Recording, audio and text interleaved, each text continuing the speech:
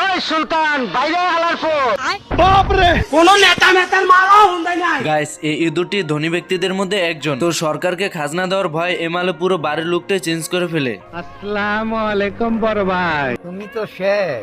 আপনি যদি মুরুবি না হইতেন তাহলে কি করতেন? আমার তো না মারে। বিমল স্যার, তোর ইনকাম কত? ইনকাম নাই। এরপরে ইঁদুরটি বসে চেয়ারে হিসাব করার জন্য। আমারে চিনচ? ভালো হয়ে যাও মাসুদ। এর ভিতরে ইঁদুরের ঘরের সবকিছু উল্টাপাল্টা কাজ করতে থাকে।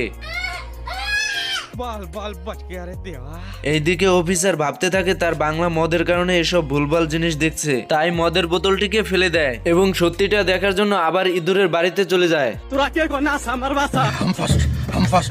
আসসালামু আলাইকুম মোটা খাসি। না বেটা, হইলো বেটা।